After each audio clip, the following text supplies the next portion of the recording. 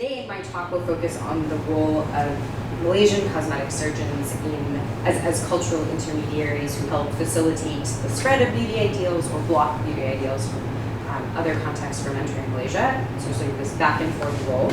But the larger project examines the sort of circulation of these ideals and techniques within Asia, and has the US perspective as well. So if you have questions about that, feel free to ask. So what I'm going to address today is this question of how beauty ideals spread transnationally. And the angle that I'm using to explore this question is specifically examining cosmetic surgeons in Malaysia and how they describe the looks that they offer to patients. And so what beauty ideals do they promise to put on the bodies of patients? Now, when we think of this question, this is centrally about cultural globalization. Often, early accounts of cultural globalization talked about this sort of hegemony of the West, that something originates in Hollywood and is disseminated worldwide to theaters, and that's the look, the one thing that everybody wants.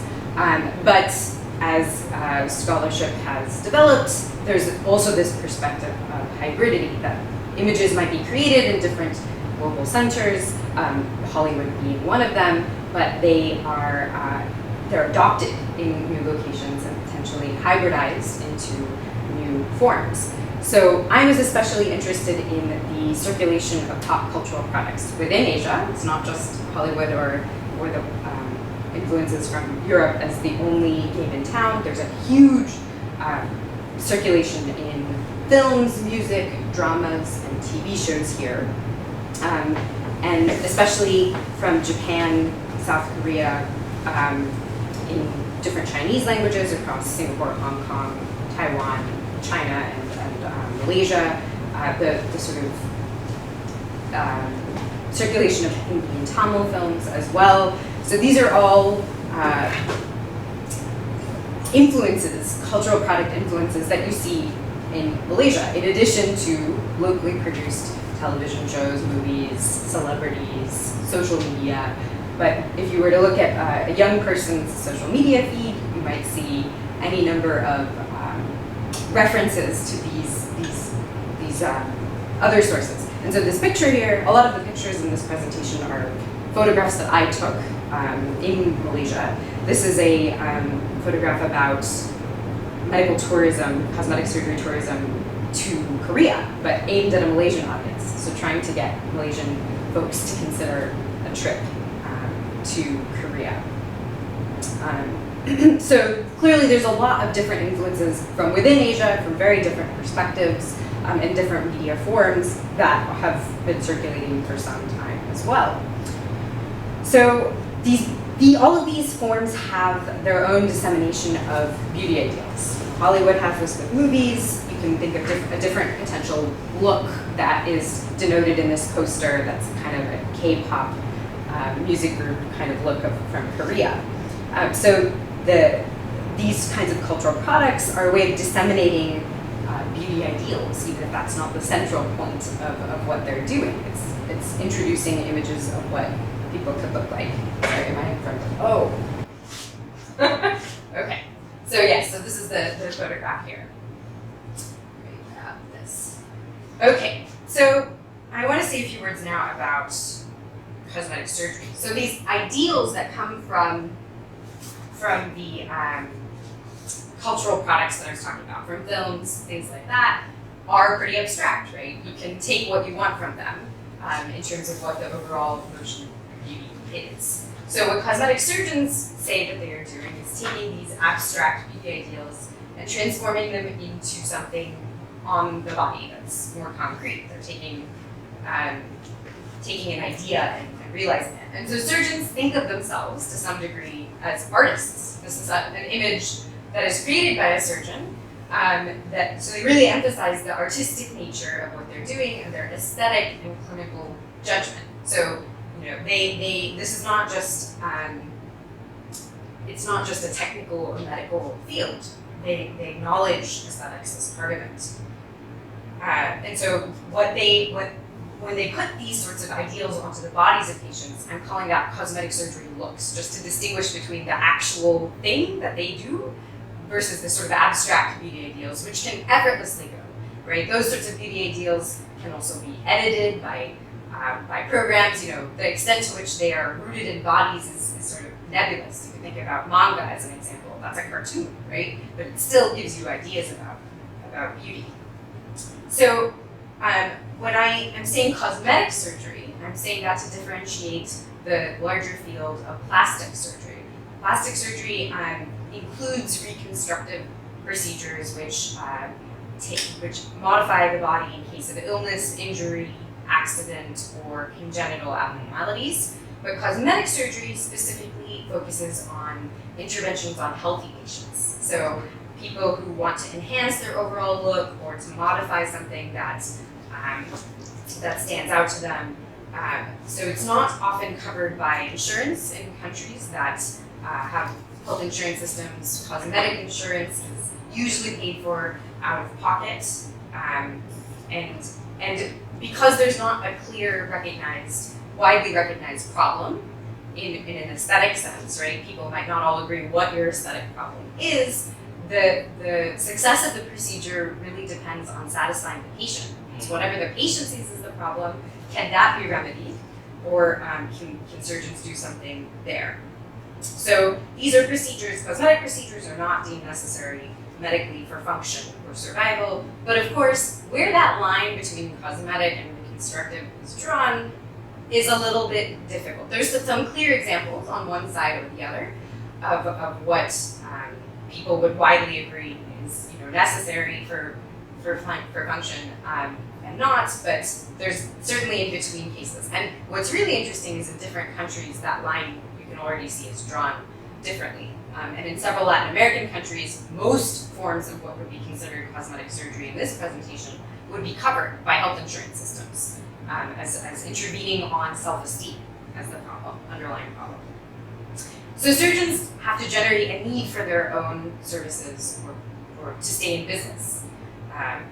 So that's also a feature in developing this aesthetic sense. That's their angle that they can differentiate themselves with. Now, cosmetic surgery is actually a very networked field. There's maybe about 80 or so registered specialists in plastic surgery in Malaysia, but worldwide there's tens of thousands of plastic surgeons who meet regularly in fields. They swap training materials. They take trips to do field work in terms of changing puffed palettes. So it's transnationally across plastic surgeons, there's a lot of interchange, but also cosmetic surgeons are kind of at the intersection of different industries. They have to pay attention to all those media circulations from other places and from domestically to get a sense of why someone wants to look a certain way, what's affecting the aesthetics of the time. And so when I'm thinking about cultural intermediaries, it's thinking about how cosmetic surgeons help bridge these kinds of different fields from media and beauty to transnational and national, even though they themselves are pretty, it's not like they're employed by any movie studio, right? Or they have an independent practice in some cases. They may be involved in a hospital. Similarly, there's not a transnational body that would be holding them sort of to account. It's something that they are choosing to participate in. They're a member of something like the International Society of Aesthetic Plastic Surgeons, but that's where they might get sources about how to do procedures and what to try, and the latest materials and things like that. So this in-between cultural intermediary role, or which is like a middleman role to some extent, has been talked about using this kind of language. And so Gisela Kuipers calls this cultural intermediaries as mediating and maintaining relations between the national and transnational arenas, as well as between consumers and producers. So in cultural sociology, there's this sort of almost reified distinction with consumers on the one side and producers on the other. But you can think about how things like social media make this consumption and production designation a little bit more difficult. Users are often generating content to some degree. Similarly, there's people who don't exactly only consume or only produce. They're influencers, or they critics, that kind of thing. So what the focus on here is thinking about how this is a selective process, that you don't just put an ideal out there and expect that it will be taken up everywhere, that there are people or roles that would help facilitate the sort of uptake of some ideals and block the uptake of others.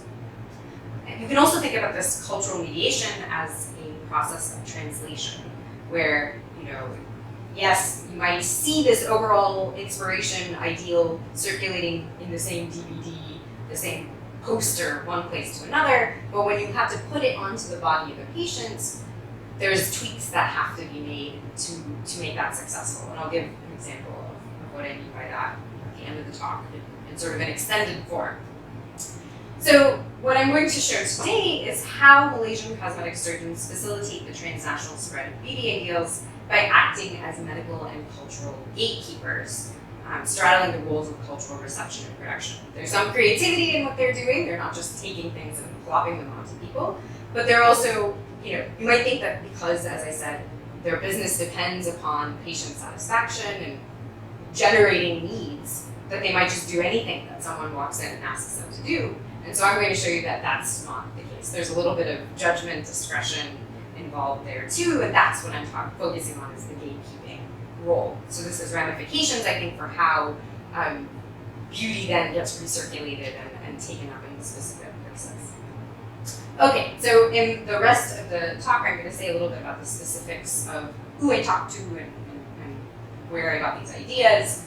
And then I've divided up the looks that cosmetic surgeons in Malaysia discussed in their practices with patients and with me into two categories on this judgment function. One they call natural looks, and they see these as desirable and sort of steer uncertain patients in this direction, saying this is what you should do. And two examples of that they call are Indian or Asian, if it's an overall kind of aesthetic.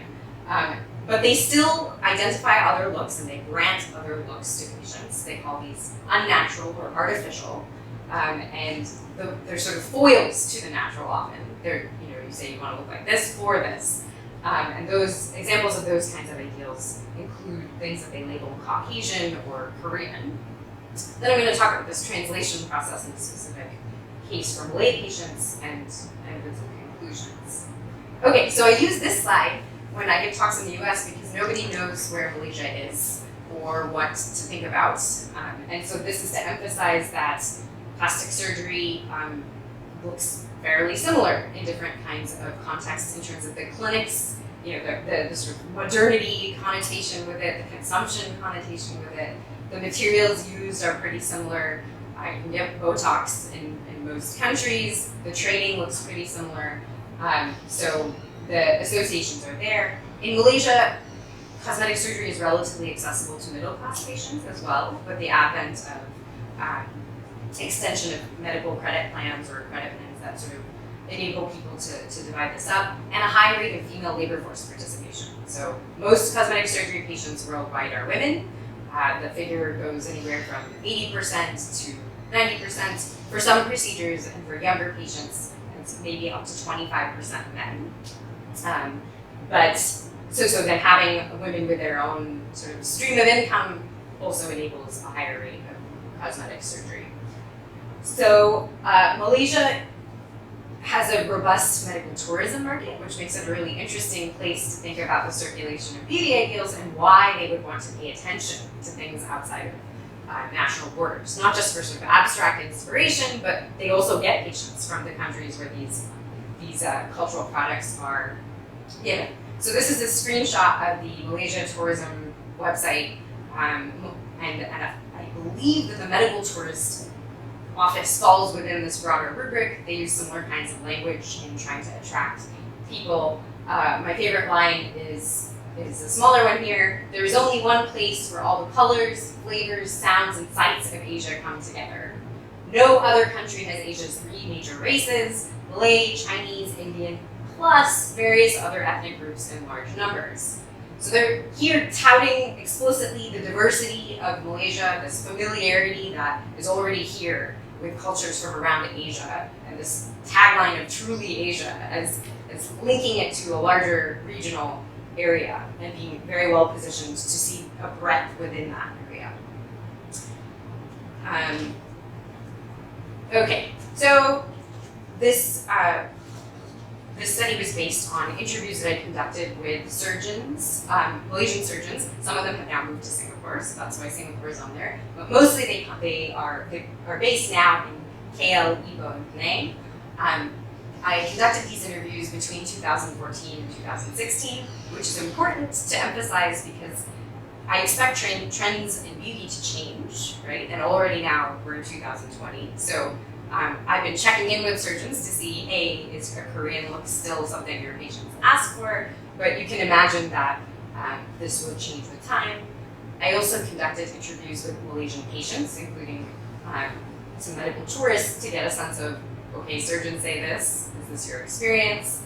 I conducted observations and surgeon-patient interactions where patients said what they wanted and the surgeon tried to assess whether they could help them. And I attended observations of plastic surgery meetings within Asia, both small ones where people were, these are professional meetings where people are comparing notes on the profession pretty locally of, I have the student who's going to be graduating, think about hiring them, to these more international affairs where the idea is really to exchange techniques or introduce new materials. So I have a range of surgeons talking to surgeons, surgeons talking to patients, and surgeons talking to me to get a sense of how ideals might come up or looks might come up. So the surgeons who I talked to were a little bit older on average. They're closer to retirements. I think they were the ones who are disproportionately in private practice now, and cosmetic surgery occurs more in private practice than in public hospitals because you can always find a reason to bump up a non-urgent or a non-functionally necessary procedure from the public roles. So the average age was 52. Malaysia, a number of the respondents I talked to were women, which is actually, as you can see from the statistics below, rare globally, and especially compared to the United States, which is most plastic surgeons are men. So even as most plastic surgery patients are women, an increasing proportion of doctors are becoming women, but they're more junior ones for the most part. And because the sample skews old, it also skews to Indian and Chinese doctors. So under early policy, under British rule, and a little bit afterwards, Malay surgeons were sort of shunted away from doing plastics. There was a sort of ethnic and occupational segregation for who could do what. And so a number of these surgeons got training in the years just then. And so because they're older, this was their experience. But informally, I've also at these meetings talked to the younger generation of surgeons, and they came up with some pretty similar looks. If you look at their websites, their advertising materials, these are things that you see across the board. And all of these surgeons reported seeing mostly women patients, as I said, over 80% in most cases, and patients of all Malaysian races, as well as some medical tourists, especially from Australia, New Zealand, the Middle East, and Indonesia. Okie dokie. So this is another one of those pictures that I took at a pharmacy here. I think this was this week. This beauty is borderless. This is just a pharmacy display. This is the kind of imaging around about beauty in Malaysia. So the other interesting thing about cosmetic surgery as a medical discipline is that in contrast to something like cardiology, where there's agreed upon metrics of, okay, this blood pressure might be worrisome, it puts you in a risk category, or this is how serious this heart attack was, we recommend a stent at this stage. There's not that kind of overarching uniform guidelines for this is when a nose is a little too crooked. They have that for breathing difficulty, but if it's one eyelid is bigger than the other, what would a good eyelid look like? There's not, a kind of clear consensus on what that would be. So while standards and guidelines and best practices are being developed increasingly in other medical specialties, this is a case where it's really about the judgment of the person who you are seeing, looking at you, evaluating you as a clinical case and individual. We discussed the dependence on patient satisfaction. So the other interesting thing about cosmetic surgery is its reliance on images. Images are critical to the communication between surgeons and patients. For patients to illustrate what ideals they want, they can say, I want a bigger nose, but how much bigger, how much relative to the face? There's all these ways that it can be specified, but giving a picture of the desired feature is a good shortcut. And in some cases, in other work I've looked at how cosmetic surgeons will take photographs of patients and modify them on the spot with Adobe Photoshop or more advanced kinds of software to give patients a simulation of what they could look like, and also as a diagnostic tool. You can use the flash and all of a sudden emphasize there's volume here, there's volume absent, that kind of thing. So images, because they have this importance, then where these images come from in popular culture, this provides a clear mechanism that this is not just something floating in the ether. They're in the room, usually with patients, but even surgeons. They all have social media feeds and they curate content that sort of signals their own aesthetic sense and tries to appeal to patients. So I mentioned earlier a preview of the kinds of looks that came up. These are just sort of holistic looks that surgeons came up with. If you focus on a specific body part, the language might change of like, this is what a good eyelid outcome would look like. But if you're just talking about, in general terms, if a patient is unsure about what they want to change, if they want to change their look, then this is the kind of conversation about the looks that they offer. So Indian and Asian again are on the natural side of things, and Korean or Caucasian or Western, often described as more artificial, obvious kinds of things, with more of a sign of surgical stigma existing afterwards. Not something that you could just have been born with, right? So, and then this translation process is also interesting there. So this is a picture of a clinic here that does some sort of aesthetic work. I'm talking about cosmetic surgery as these more invasive procedures that involve a scalpel or needles, that kind of a thing. But there's plenty of there's a continuum, right, of aesthetic medicine, some of which is more facials, lasers, skin resurfacing. So sometimes clinics will offer a range of these kinds of services or be right next to each other, right, in sort of allowing people to consider different options for intervention. Okay, so the natural and desirable looks. An example that came up pretty often was an Indian beauty ideal. This is a photograph on the right of Aishwarya Rai. Yesterday I found her on a billboard on the street, so she's here in that sense. She's used in this sort of global advertising. She was I think a Miss Universe or Miss World in the early 1990s, an Indian beauty queen. So Malaysian cosmetic surgeons lauded this Indian beauty ideal as natural or desirable, tracing it to Hindi and Tamil cinema. And Dr. Rajan, a Malaysian Indian plastic surgeon, says, Indian patients request a nose like Aishwarya Rai. Punjabis might go for North Indian movie stars, whereas South Indians are a little different. So already he's differentiating his market locally. This also would be useful for him in terms of medical tourism, although most surgeons reported low medical tourism from India because it's a country that's even cheaper to do surgery than Malaysia. So the Malaysians said, ours is better, we'll be safer, we have better facilities. If you come here and if you recover, then you have a little bit more privacy as well. So Malaysian respondents of all ethnicities and races were familiar with Indian film icons. And as I mentioned, you can see Aishwarya Rai here in advertising all over the place.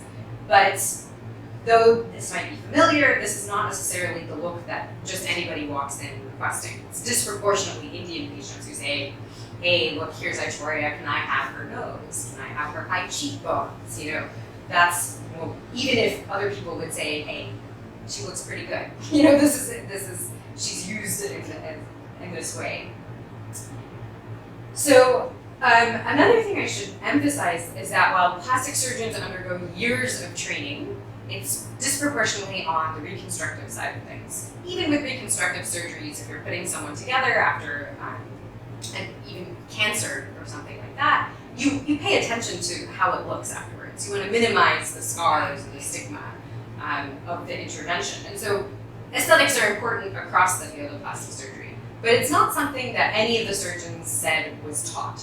That's true in the United States, that's true here. These are people who have an artistic sensibility. They talk about, many of them will paint, do contemporary abstract art or sculpture, this kind of thing as a hobby on the other side. Only a handful of them had pursued any sort of formal artistic training in terms of photography, for the most part, that kind of thing. So when they're talking about aesthetics, they've not generally received formal aesthetics training. It's just a proclivity that many cosmetic surgeons have. And so what they draw upon for aesthetic inspiration is very much just based on what's in their milieu, what they think patients will resonate with. So what I found is that in the Malaysian context, especially to appeal to Malaysian Chinese patients or patients of Chinese heritage from around the region, would draw on Asian genealogies to describe the aesthetics. So I'm going to read you an example from my observations in one clinic. A middle-aged Malaysian Chinese patient came into the room. She was probably in her 50s. And Dr. Huang, who is a young Malaysian Chinese plastic surgeon, asked, what can I help you with? This was a patient with whom she had previously treated. They had a relationship. The patient's husband was also sitting in the room in the corner. So the woman, the patient said, I'm worried about my temples. There's some dents here. I'm losing the volume. What does this mean? What should I do?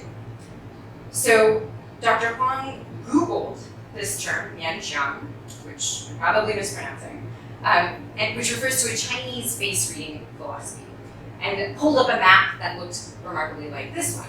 So here, each number corresponds to some sort of state of mind or trait about the patient, and she looked at 1 and 9, the temples, to say, what does it mean that you've got some sort of dent here?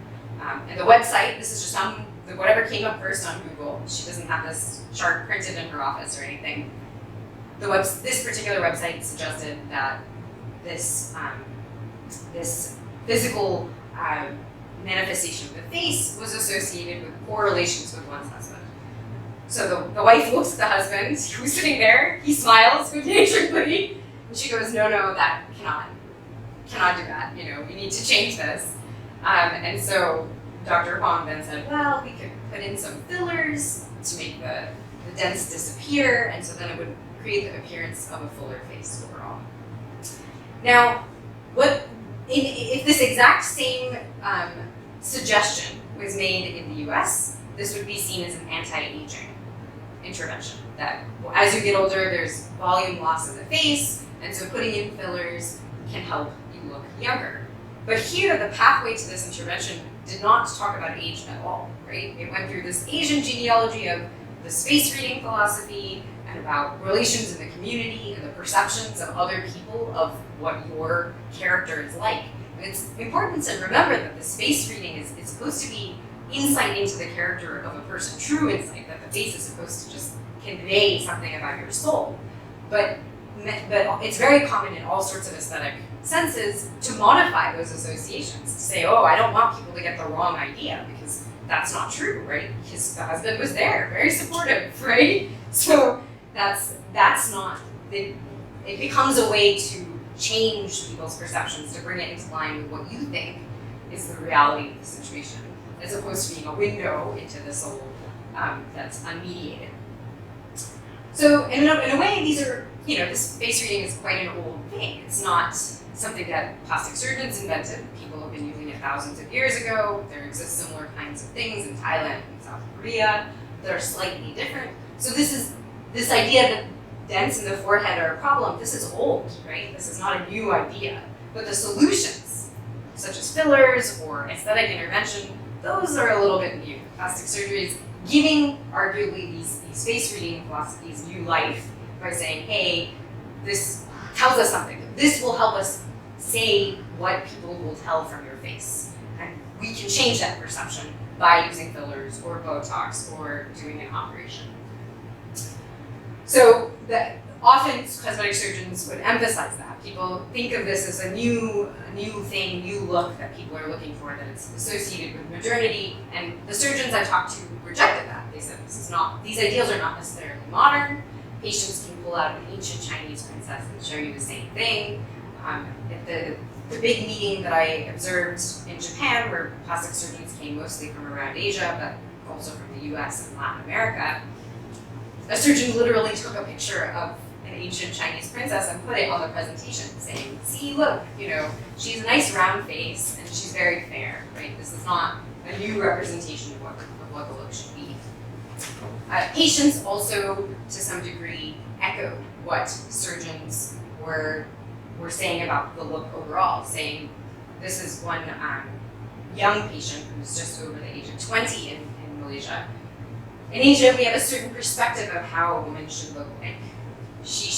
They should be fair, their nose bridge high, their eyes should be huge, chin should be sharp.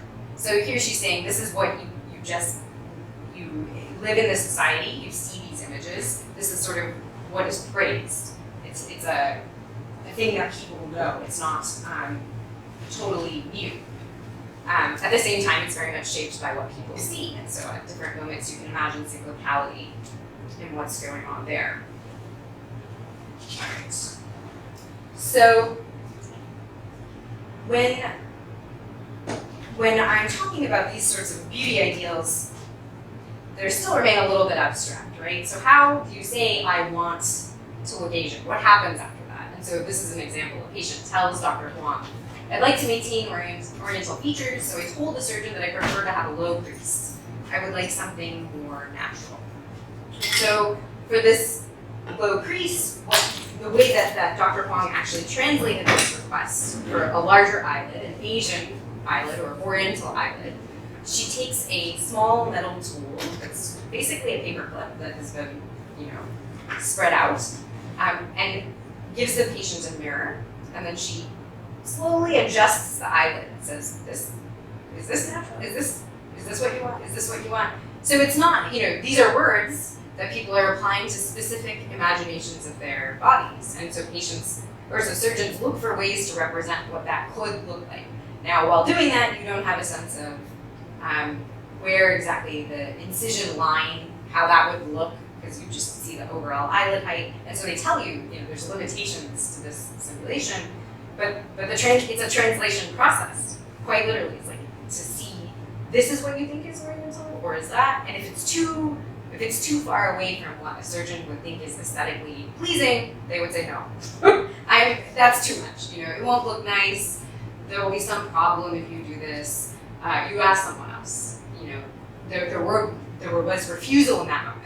But also, what would happen is the surgeon would say, okay, here, this one is more natural. If you go like this is less natural. You add a little bit, then it can be less the case. I don't have it here, but she did this at 5 millimeter.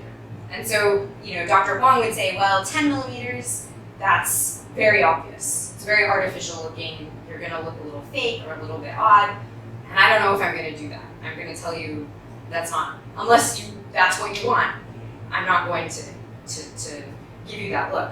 But 6, very natural, no problem. 4 millimeters is very small. You can barely tell the difference, but your mother would know. It's a big enough that it does create a changed impression of the face. And so just saying these millimeter numbers, that doesn't help patients. You have to actually show them what the different manipulations would look like. And surgeons, then that's partially why they struggle to have this guidelines overall of 10 millimeters is bad or this 6 millimeters is good. It really depends on the overall face, and you're just making this one little modification. So translating onto the face is the important thing. So Malaysian cosmetic surgeons relied upon East Asian, especially Chinese notions of female beauty to construct what they called an Asian look, right? There's no Aishwarya Rai being talked about for this Asian or Oriental appearance. But advocating an Asian or Indian beauty ideal put them in touch with regional counterparts overall, right? China obviously is a huge market, and one that Malaysians are trying to increase for medical tourism. So is India as a possibility. So in making use of similar cultural genealogies, they're gesturing to a sort of affinity across the Asian region, saying these are, there's similarities fundamentally here, with traces of a little bit of a conservative past. So they're trying to make an appeal to wealthy patients, especially from India and China, to come here, that it's safer, and that we have this cultural sensibility. We're familiar with what you want, and these are natural, minor interventions. We can give you that, whereas if you go to the US or the Middle East, they don't know. So who knows, they might overdo it. Okay, so in addition to these natural ideals, I've talked about cosmetic surgeons having this gatekeeping function, about being selective in what they think of as aesthetically pleasing or not. So they make judgments about the aesthetics, and sometimes the judgments are negative. But even with a negative judgment of what a patient is asking for, they might still give that outcome. So an example of that is the Caucasian lip. So here's the millimeter example. So the Asian eyelid surgery, or blepharoplasty, is when you increase the height between H1 and H2 to create the appearance of a bigger eye. You can also keep a gap here or taper the gap. That's another intervention that is common in Asian eyelid surgery here. So I asked Dr. Huang, okay, what do people ask for? What do you do with this Asian eyelid surgery if someone requests this? And so she told me, if you want the lid crease to be like 10 millimeters, that's more Caucasian, and fine, I will do it for you. But I will warn you first that you will look a little bit different, a little bit odd. In terms of the lid crease height for Asian, very natural is about 6 millimeters. Just the distance between the lash and the lid you want to create, I think about 6 to 7. 8 would probably be the highest, the thickest that I would do. So she's here telling me this is what's gonna happen. Then I see her in the room with a patient, and they're just doing this tool with no measurement anywhere in sight. And clearly, there's poles again. You can say this is definitely artificial looking, and this maybe no one will notice, not even your mother. But she can't just sort of in the abstract come up with something and say that would be there. But the emphasis I really want to put on is I will do it for you with a Caucasian strange look, but you will look a little bit different, a little bit odd. In the US, actually, some surgeons would require patients to sign a disclaimer saying, I chose to look this way beforehand. And some surgeons will even say, do not say my name if you tell your friends that this is what you've done, because I don't want to be associated with such an unnatural look, even though it's what you want. So this is getting at that sense of, okay, yes, they depend on patient satisfaction for business, so they have to do some number of things that patients request, but they don't like it. And they try to downplay some of these kinds of things. So surgeons would link this sort of distancing of the unnatural or artificial look by, they really try to emphasize this for me. So Dr. Bala, a Malaysian surgeon, said to me, this is actually the first thing he said. I sit down and he just says, we are not a boob society. The Americans, they have a 34, they want to make it a 36. Or they have a 36 and they want to make it a 38. Or even a 40. Americans say bigger is better. Their cars are bigger, better. So stupid. I'm sorry to say. Malaysia is not a boob society. So here he's trying to indicate a different sensibility culturally here for what would be desirable, what would be natural, what would be aesthetically pleasing. And so Americans and Westerners are sort of put out there. And this was true across Asia. This is not just a Malaysian phenomenon, that Asian surgeons see Americans as obsessed with breast augmentation, and that this is not something that they consider to be particularly beautiful. So if they have a patient who's migrated to the West, fine. They'll consider going a little bit bigger, but otherwise it's not really part of what they think is aesthetically pleasing. And so clearly there's a little bit of judgment here in what he's saying. So another kind of look that I expected to come up, but it did not come up nearly as often as I expected, was a request for lightening or skin fairness. Now, most plastic surgeons in Malaysia told me right off the bat, this is just not something we do. There's aesthetic physicians who do that, but that doesn't involve surgery. We prefer to do some cutting or invasive kinds of things, so we don't have a lot of options. But patients, they said, did come in and request these sorts of things. And in general, they noted that within Malaysia, there was a premium put on fairness and lightness and skin tone. So Dr. Masood of Kuala Lumpur said, we've had the phases here in Malaysia.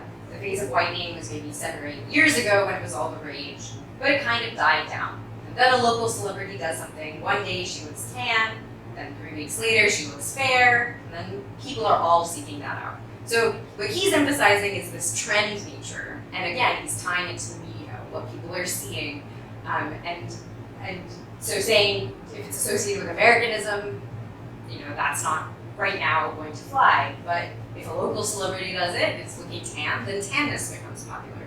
So he sees this as sort of cyclical. So this was not as much a core focus of cosmetic surgeons, and it wasn't as clearly linked to this fake or artificial discourse.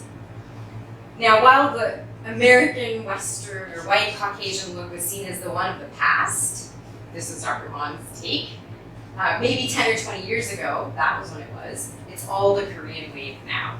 So she's explicitly linking this proliferation of K-dramas, K-pop, and things like that coming into Malaysia with increasing a request to look like a K-pop star. And this is the look of the future. So wanting to look unnatural or artificial or obviously surgically augmented is about looking intervened upon. That's the goal. So other cosmetic surgeons agreed. Many patients have requested a Korean look. Patients want to look like a Korean pop star now. That's a Malaysian thing. That's a fad. You can see Korea plastered on every pharmacy makeup counter. There's some Korean section. Several of these aesthetic clinics will have Korean flags or Korean labels. This sort of affinity for the Korean aesthetic is something that Malaysian surgeons and Malaysian physicians are signaling because of its popularity in the moment. At the same time, patients like Dr. Rajan said, this looks artificial. The outcome here is a lot, and there's things that they refuse to do. For example, jawbone reshaping is a procedure to create a V-shaped jawline. It's something that is just not really done in Malaysia because they say this is too risky, it's too involved. So a Malaysian patient requests that. Yes, it's a Korean aesthetic, but they can go to Korea because it's not something that they wanted to hear. But if a patient is requesting a very huge eye and says that's what this Korean pop star has, then they say, okay, that's the genealogy for why they want something like that, not necessarily to look Western. So Malaysian cosmetic surgeons depict Indian, Asian, Caucasian, and Korean beauty ideals as they turn them into looks on specific patients. But to translate these ideals into something concrete was not so easy. They didn't, I do want to emphasize, I've said these ideals, Indian, Asian, Caucasian, and Korean. None of those are Malaysian, right? That's not something that they are saying that they are doing. So they're not creating beauty ideals, but they're selecting which ones from abroad that they are saying look nice and try to promote, and ones that they think don't look so good. So this is emphasized by a surgeon I talked to here. Each patient is having his own identity, and they want to maintain that identity. An Indian wants to be an Indian. He doesn't want to be Chinese. The Chinese, the same thing. We may change other things. We may change religion, change your beliefs. The changing race would be difficult. This is especially noteworthy because in the United States, surgeons are constantly scared that that's what patients are doing, especially if they're not white patients. They are asking patients what changes they want, and if a patient says, I want to look more white, they are an Indian patient or a black patient, surgeons say, I'm sorry, I can't help you, I cannot operate on you. So in Malaysia, that's not the point. The point is not this larger changing of the identity, but you can be Chinese and ask for a Korean look. That will not make you Korean, right? But it will signal something aesthetically about you. It's not tied in the same way as an embodied phenomenon.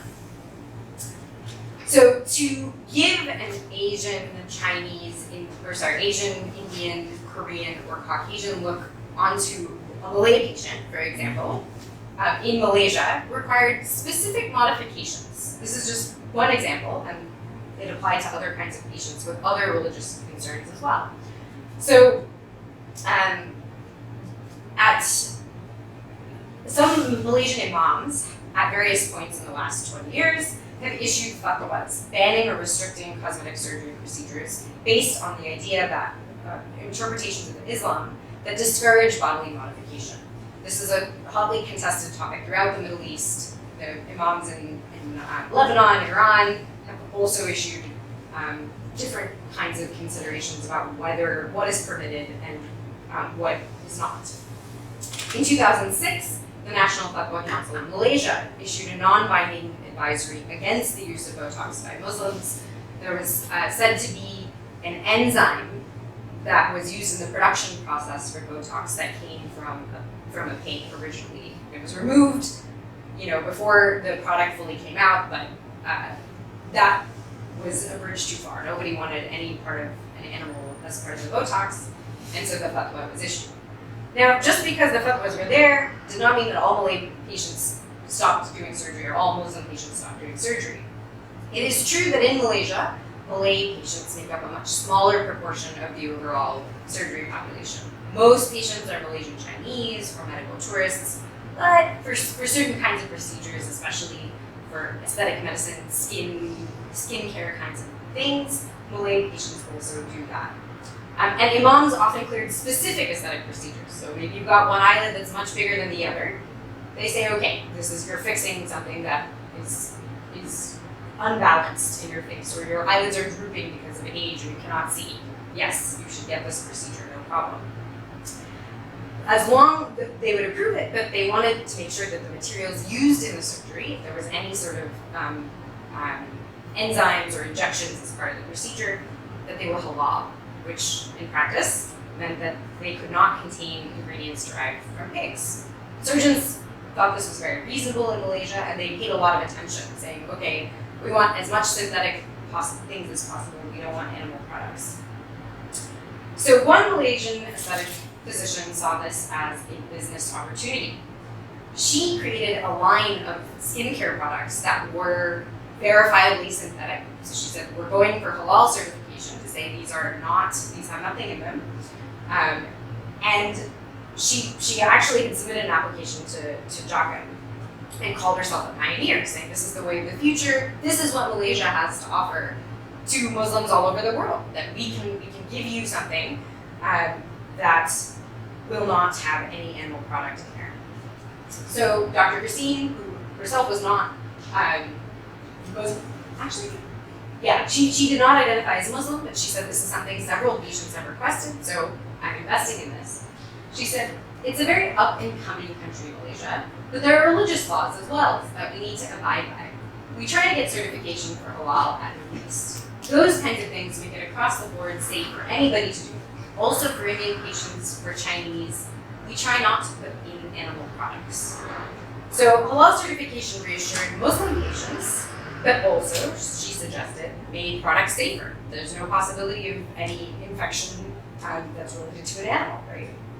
So while this was targeting, a halal designation in particular would target Muslim patients, she believed that this kind of certification also made products more appealing to strict Hindu and Buddhist vegetarians or others with religious restrictions. So rather than proposing an alternate beauty ideal, a Malaysian ideal of appearance, she's trying to develop materials and techniques that could achieve those beauty ideals for the growing number of Muslim patients. This is the translation point, right? So she's changing the materials and the procedures underlying that to be able to achieve those kinds of looks. So in producing these materials, she was making it possible to realize transnational beauty ideals into looks for more Malaysian patients. So she was unique among my respondents, and last I checked, I don't think the halal certification has come through. In the meantime, though, if you go online, there's been several makeup companies that are pursuing halal certifications or guru certifications, and that's becoming a sort of an area of growth. This is sort of like modest fashion, which Malaysia is also increasingly known for, or Islamic finance. These are things that brand Malaysia on a global stage. That's uniquely Malaysian, but has a larger market potential to Muslims in other places as well. And non-Muslims too, right? Anybody can use it. It's just appealing to a certain set of religious sensibilities. So, the prospect of a market in the larger Muslim world awaited the entrepreneurial Malaysian surgeon. Malaysia is not a huge domestic market, and so looking beyond the borders is an important part of what Malaysian surgeons are trying to do. And so in doing that, they become producers in small national fields, right? They're creating halal materials, and they're not exactly engulfed by the forces of the larger transnational field. They're not just taking things from abroad and slapping them onto any patient who requests them. They're deciding, should we get this? Would this give me a bad reputation? Does it comport with my aesthetic judgment? How should I do this? So they're trying to target transnational audiences in this way. An eye towards local concerns has informed the potential of a larger transnational market. And having kept up with what was regionally and globally circulating, they were well positioned to identify these new niche opportunities in the larger market. So to end with, I hope I've shown that Malaysian cosmetic surgeons are gatekeepers, tastemakers, cultural receivers, taking these ideas from other places in terms of films and things like that, and cultural producers, creating new kinds of products themselves that have the potential to bring in new patients. And they have some sort of aesthetic agency and integrity in surveying, evaluating, and adapting transnationally circulating beauty ideals.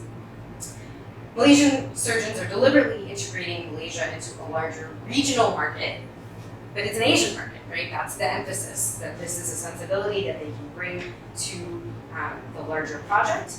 And they're advancing this identity that positions themselves as a little bit of everything, as truly Asia, as the tourism material suggests, in being able to say, even if only a few people want something like an Indian beauty ideal, we're very familiar with it. And so we can do that, we can offer that here. So they're not faithful replicators of something from outside, but cosmopolitan gatekeepers, deciding what they think will take off. And I think I will leave it at that. Thank you for listening.